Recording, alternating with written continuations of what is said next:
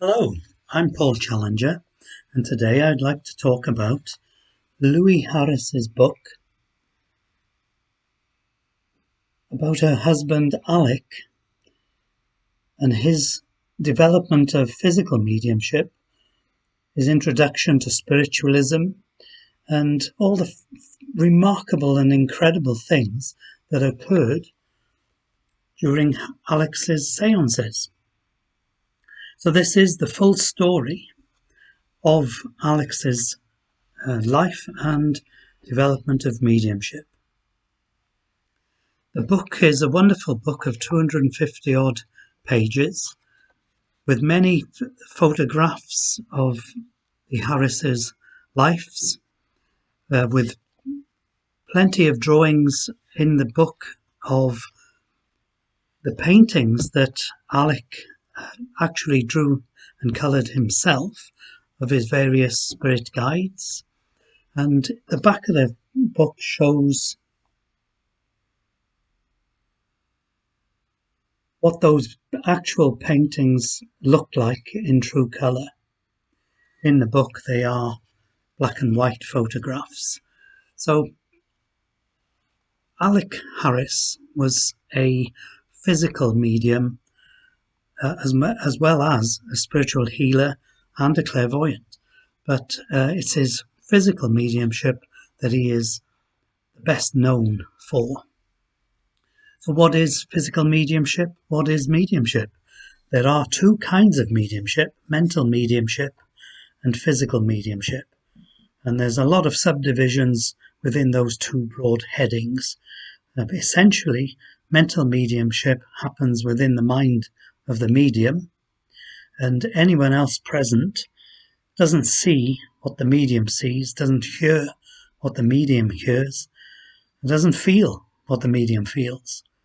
So the mental medium is quite common and happens only within that medium's mental capacity.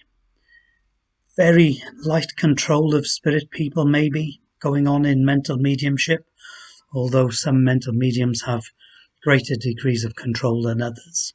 But with a physical medium, there is a very great control of the medium by the spirit people, and much physical mediumship, although not all physical mediumship, takes place under complete control of the medium, although the medium can come back and control his own physical being himself at any point in time. The physical medium usually works in a deep trance state, and Alec Harris worked in the deepest of trance states, where there was apparently little control over his own body by his own mind when he was entranced, all with his permission. So what did that sound like? Well, reading from the book, this would have been an early seance.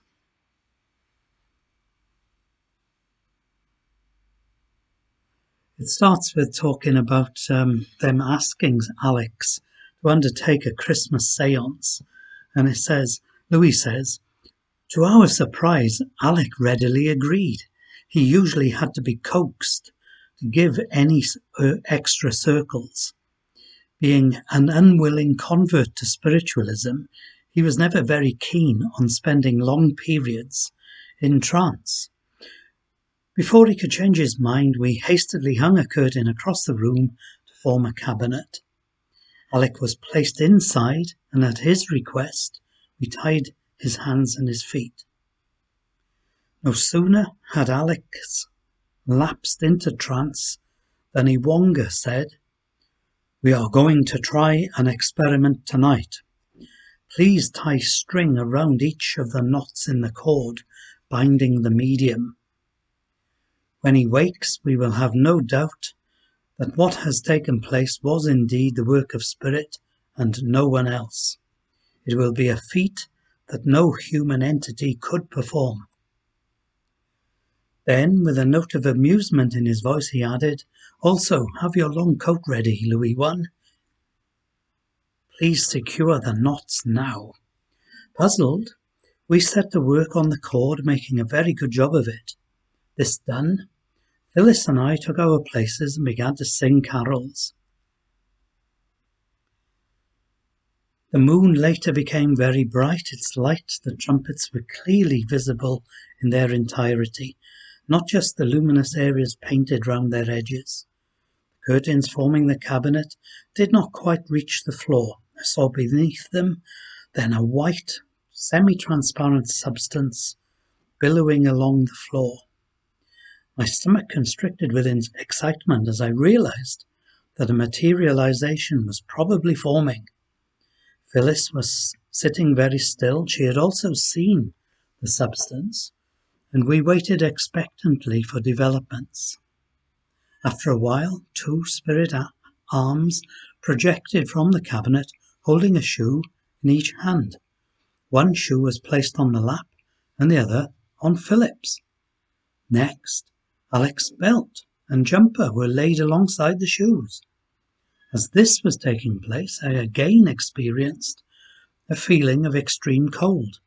My body temperature dropped to the point where I was shivering.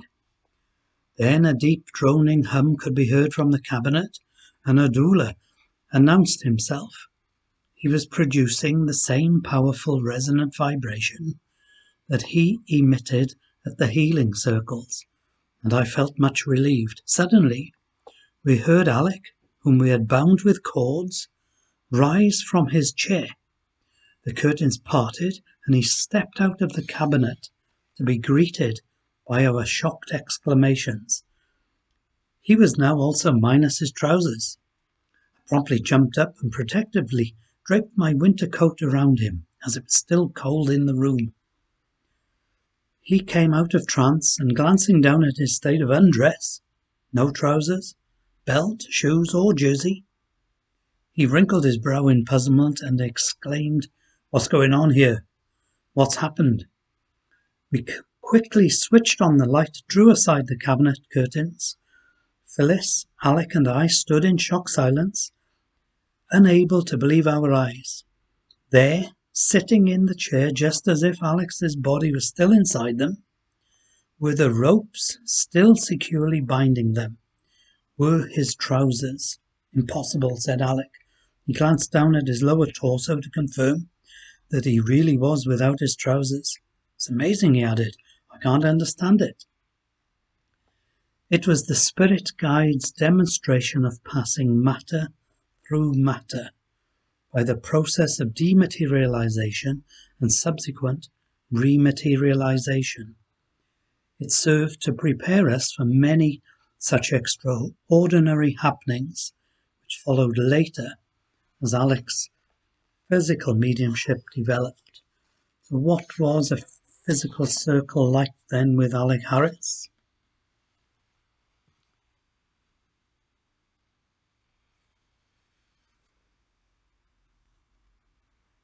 In 1944 we had a most unusual visitation from spirit. A tall, extremely thin man materialized. He left the cabinet, walked to the end of the room where there was an extra chair, and seated himself on it.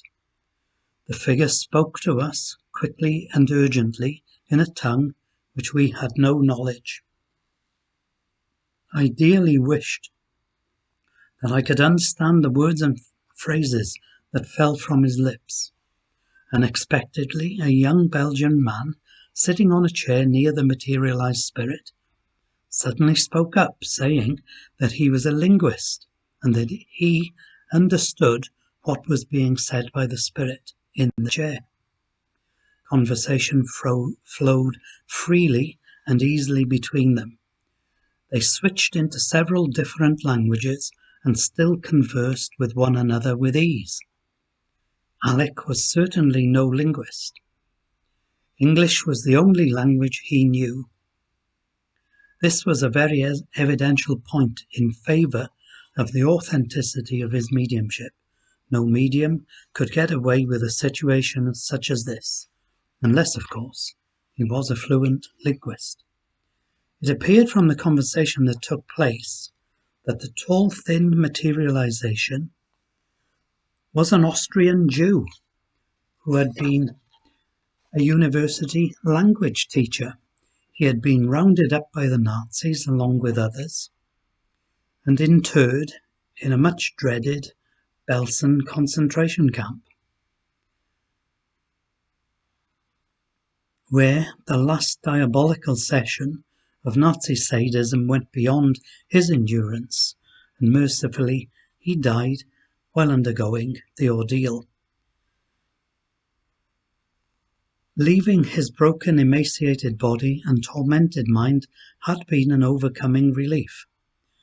Yet he still suffered bouts of mental torment when memory flooded his mind with pictures of the horrific atrocities committed on defenseless men, women and children. He rose from the chair, quietly returned to the cabinet and vanished from sight. Rohan emerged and explained that the guides had purposefully brought the teacher to the circle in an attempt to erase the suffering that still lingered in his mind. We sent him on his way with our blessings and promised to keep him in our thoughts. So going back to what Louis had said about the phenomena of matter passing through matter, here's another description. Quite the most extraordinary phenomena that happened to Alec was when he was dematerialized and rematerialized in a place outside the seance room. It was a Saturday night in 1944, and we were giving a circle for our church. I always made a point of including among the sitters one of our own regulars, and Graham Watkins attended that night. It was an excellent circle from every aspect, but it had a most unusual culmination. Toy materialized, and a sitter inquired of this little Chinese spirit boy, "Do you remember the night you took off Alex's trousers, Toy?" "Hush," I chided him, but before I could utter another word, Alex's trousers came hurtling through the air and landed on the sitter. Amid the laughter, I found myself thinking, thank goodness the circle is nearly over. Then Christopher, a spirit friend, requested us all to leave the room very quietly. Knowing Alec did not like to be left alone to come out of the trance after a circle, Graham offered to stay behind with him. I insisted. We all had to go immediately. No, he insisted. We had to go immediately. I misread that then, sorry. Let's start again. Knowing Alec did not like to be left alone to come out of the trance after a circle, Graham offered to stay behind with him. I said that I would also stay, but Christopher was emphatic. No, he insisted. We all had to go immediately. Leave the medium's trousers by the cabinet, he added. As the sitters filed out, Graham saw my concern and whispered, "Don't worry, I will sit just outside the door, at the top of the stairs here. When I hear the slightest movement in the room, I'll slip in and see to Alex." Somewhat relieved, I went downstairs to make the tea. The front doorbell rang. I rushed to open the door as I knew how best to handle the blackout curtains draped over the doorway. As I did so, I could not stifle a little scream. I saw it was my husband, now out of trance, standing there before me, a bewildered expression on his face, and now wearing his trousers. So a second or so earlier, he was up in the bedroom upstairs, in a trance, and now he's downstairs, outside the back door, which was locked, and with a blackout curtain in place. Graham, who heard my scream, rushed downstairs to investigate. His face registered shock on seeing Alex in the doorway. Graham's expression of amazement was almost comical. as he stammered. But, he never, how? He had not heard anything untoward from the seance room and was mystified as to how Alec got out. Alec was not much help there either. His only explanation was that he had suddenly found himself in the front garden. He had no recollection of getting there. There was no normal way for Alec to have left the room of his own accord. Graham guarded the door. The only window was permanently closed, fixed by a wooden frame fitted for blackout purposes. In any case, it had become warped by the sun and was immovable. On checking, it was found to be jammed tight and no sign that it had been tampered with. I was thankful that my husband was all right. Obviously, he had been in good and competent hands. I had to concede that to the spirit world, nothing was impossible. So Graham would have been Chris Watkins' father, and Chris Watkins was a young boy invited to some of these circles. And Chris Watkins was instrumental in getting this book published by Louis Harris. So now we'll turn to one final sitting. Louis had been warned of danger to Alec, and because she'd been warned, she took extra care. And the occasion of this sitting was in South Africa. It was one of Alex's final of the best sittings, although he did other sittings. People said that after this one, the sittings weren't quite as good. So this occurred out in South Africa with a lot of invited local spiritualists, and two of these spiritualists had swapped places for two unknown people. So Louis starts by having described the scene and the circumstances. When placing the sitters immediately before the seance began, I remembered the evil cloud and deemed it wise to seek the strange couple on either side of my niece's husband, Trevor Cowley, in the second row, where I felt they could do no harm. However, there was an opening through the centre of the front row which afforded access to the cabinet should back row sitters be called upon by spirit friends.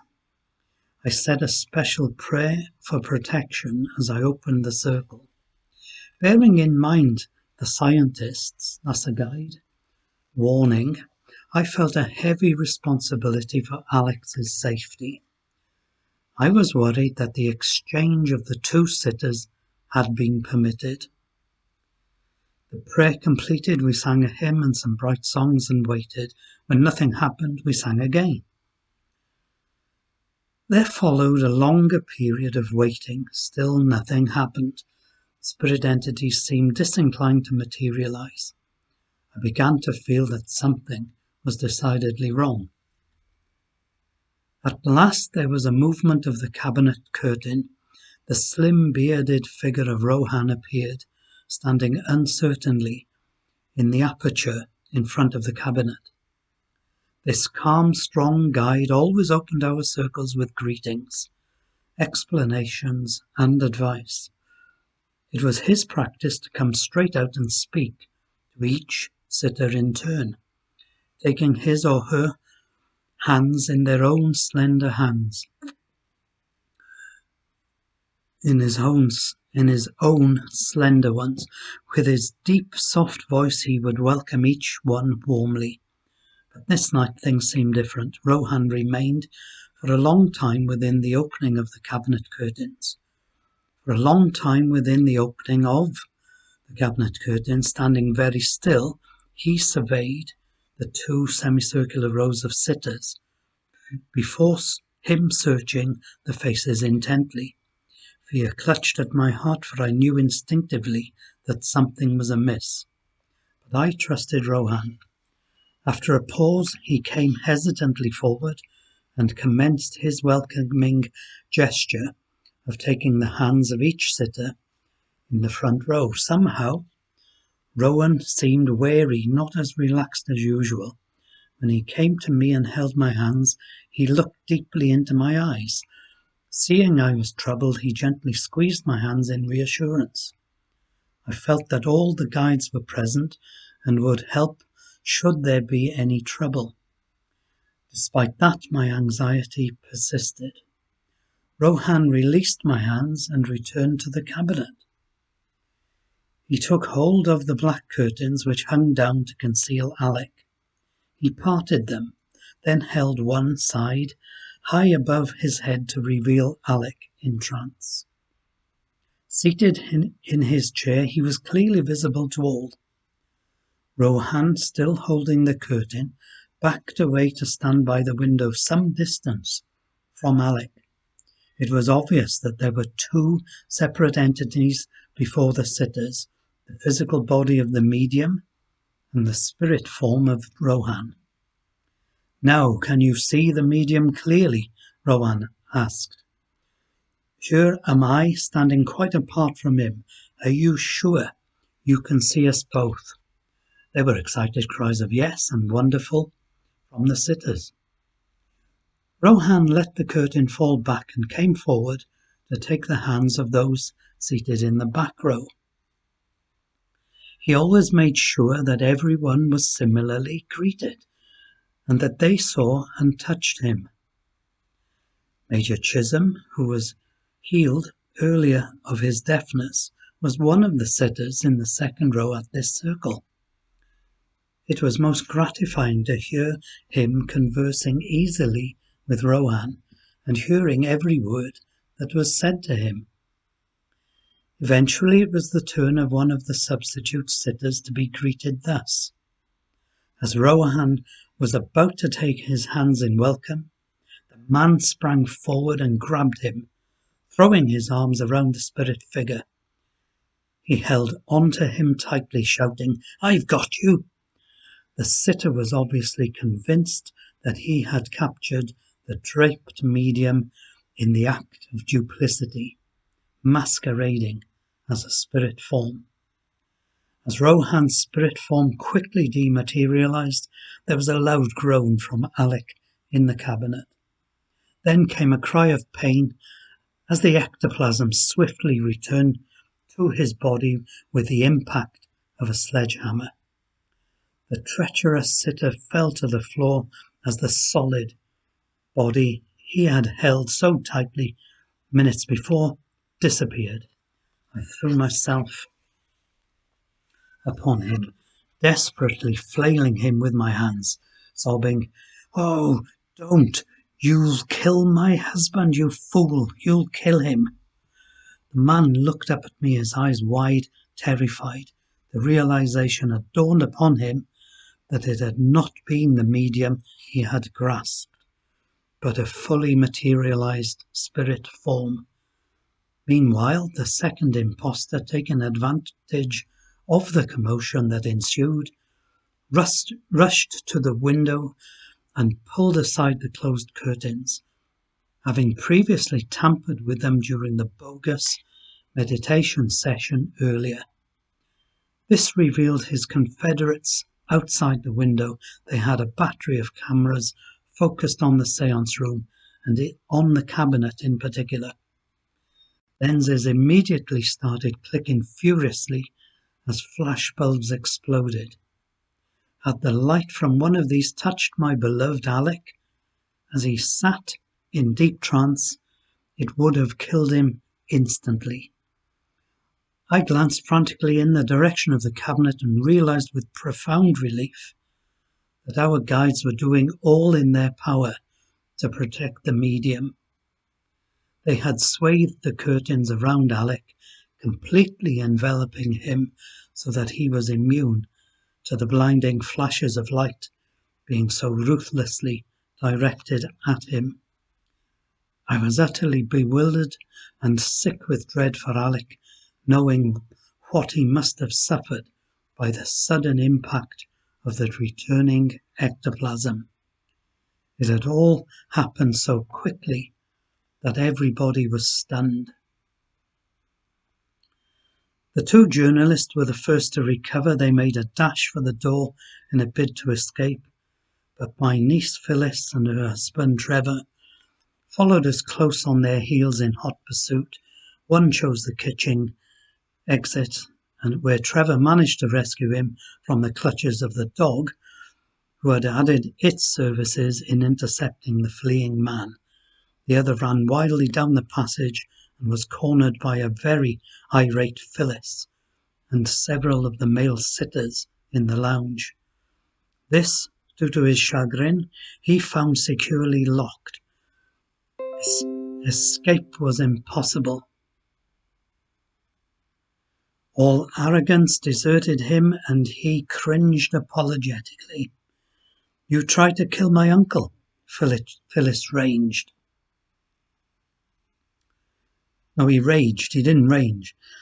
"Why did you think he was a fake?"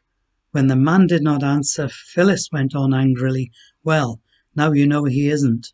In disgust, she told him to leave and take his friend with him. Two very frightened men, sobered by what they had seen, ran off into the night to join their confederates in a waiting car parked some distance down the street. What an amazing story of... Well, the whole book is just totally amazing. The mediumship of that man was totally unique. Countless people have had the occasional spirit materialization during the occasional seance.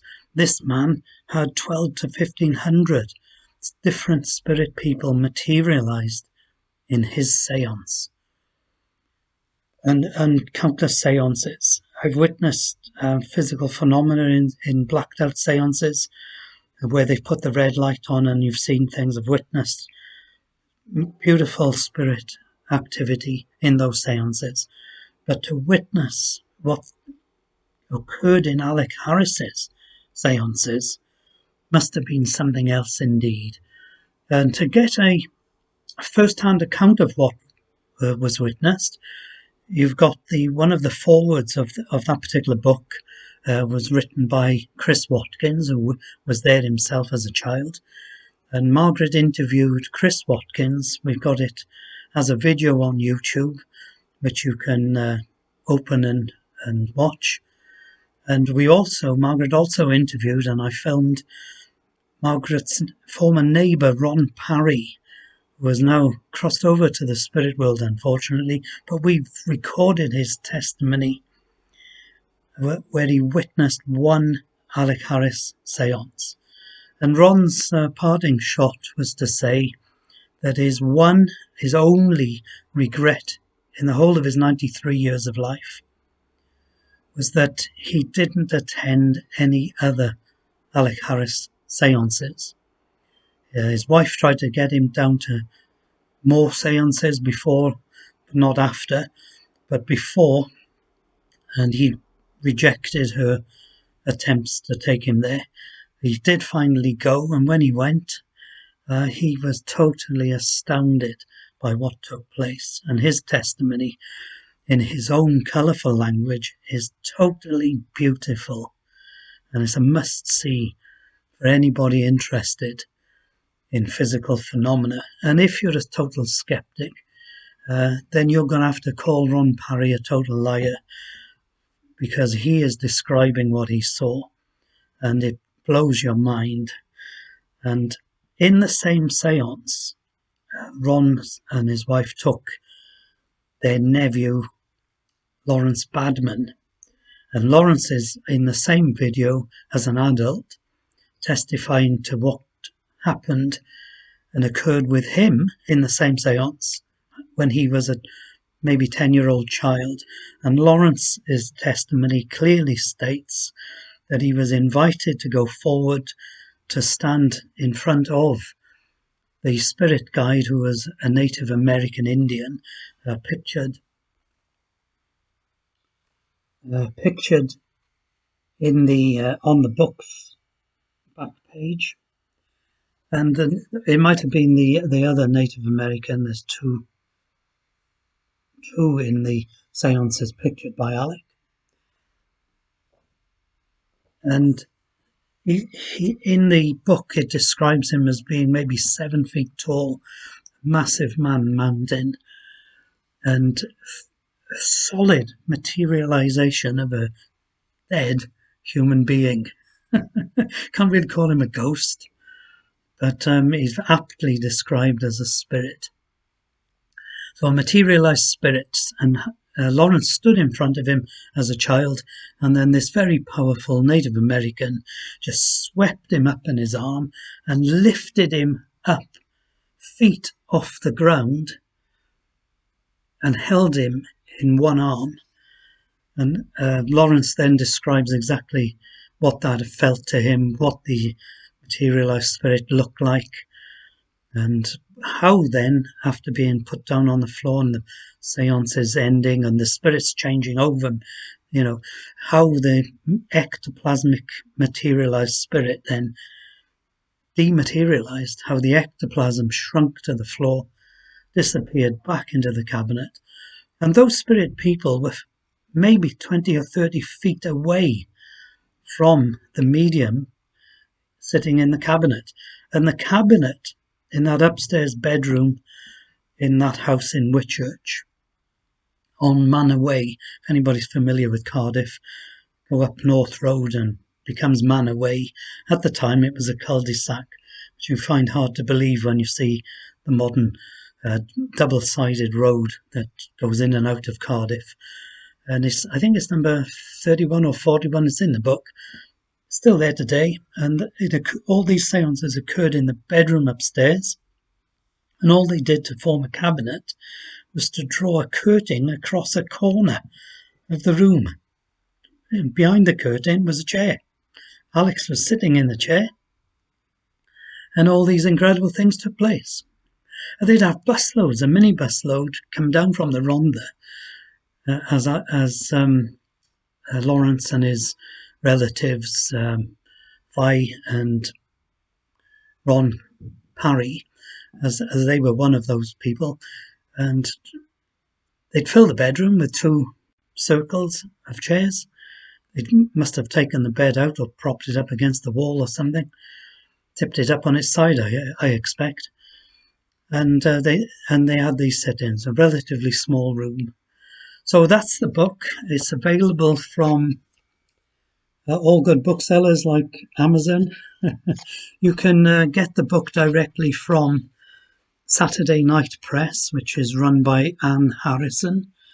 There's an email there, it's snppbooks@gmail.com, or you can go on the website, which would be www.lightningsource.com.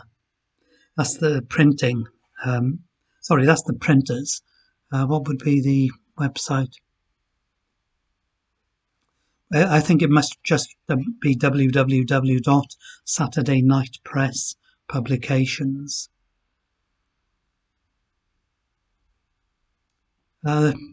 Copyright is the estate of the late Louis Harris.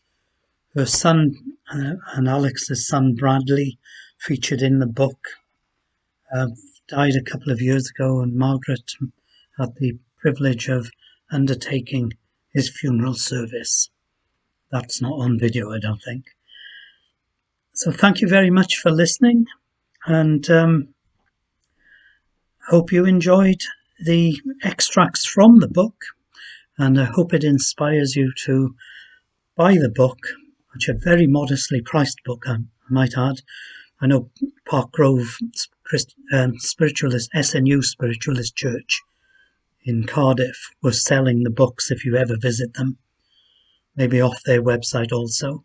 They were only charging £5 at the time. It may have gone up by now. A